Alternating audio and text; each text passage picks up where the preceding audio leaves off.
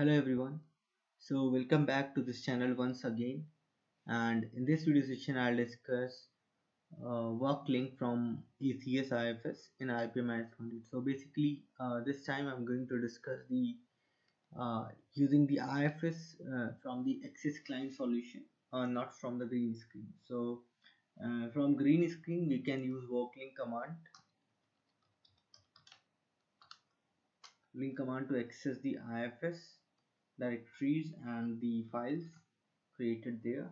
Now the same thing will do from the ACS. So I have already opened the ACS. So there you have these options which you can offer, and the first thing you need to connect to some machine, so some systems should be set up here. Now I'll go for IFS, that is integrated file system. I will be logging. So once logged in, the IFS will get opened in front of us. So let's wait for the display to come. So you can see the IFS path slash home slash easy class has been opened. So this basically opened my user path, that is this one, and then I can go to the root. So from here I can access any other folder, that is the directory. So let me quickly go to this one. So you'll see other directories, that is folders and the files inside them. So the same way I'll go to home.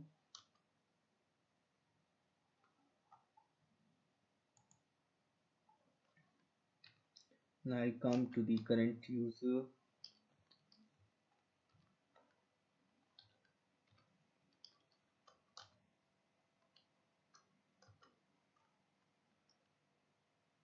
So this one which was opened earlier or by default. Now you'll see different files here which were already present on the IFS path. This is called the IFS path. This is the home directory, and within that the user directory, and within that these files are present. Now so you have seen that you can move to the to any path by either copy or copy paste the path here, or you can type the path here and you can move to any path on the IFS.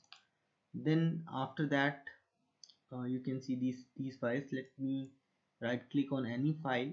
So you'll see if I want, I can create any other folder, that is a directory. I can delete any file from here.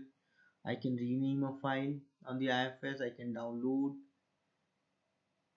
and view. I can upload a file from the PC to this IFS using the upload option. I can copy paste the files. Let's say I copy this open file too. Let's open this directory and go for pasting. It will ask for the password.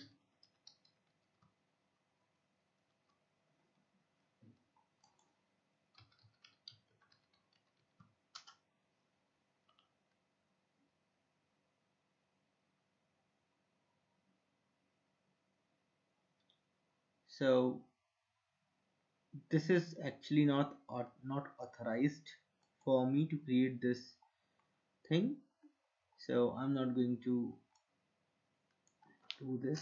So this is limited to my user profile. I don't have the access to do that, but if you have access you can surely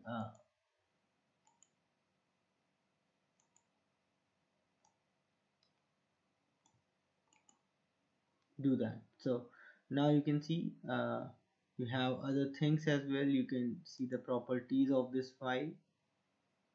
Let's say this is a CSV file. It is showing the property, the data size, owner, path, where it is located, the time it was created and changed, when it was changed, and this is the storage thing, this is the usage one, and this one is related with security. So you can see the properties of that of any file. Let me download any file from here. Let's download csv 1.csv. So you can download in a folder on a desktop or to a particular location. So I can, let's download this to the desktop. You can have an option to save it to the UTF-8 text file. So if I want, I can select this and then go for the download, but I'm not selecting it right now. Just give the user ID password. So we have authority to download a file. So here you can see it is downloading. So this was downloaded successfully, and if you see, this cs1.v has been downloaded successfully. So if I want to, let's say, upload, let's click on upload, go to desktop, let's upload pf1.xls, just a place if any existing file. Okay,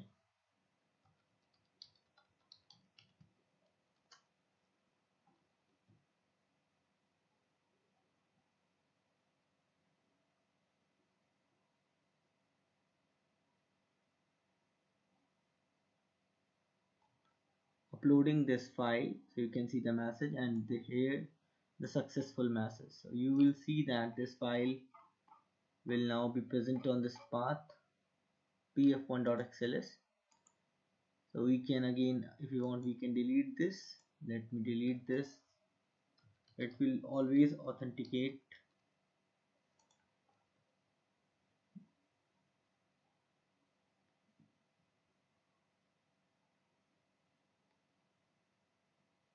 So pf1.xls was successfully deleted, which we just uploaded. If we want, we can create the directories, new directories, we can rename any file. So all these things we can perform on the IFS. We can move to the any path. So that's what I have to demo here.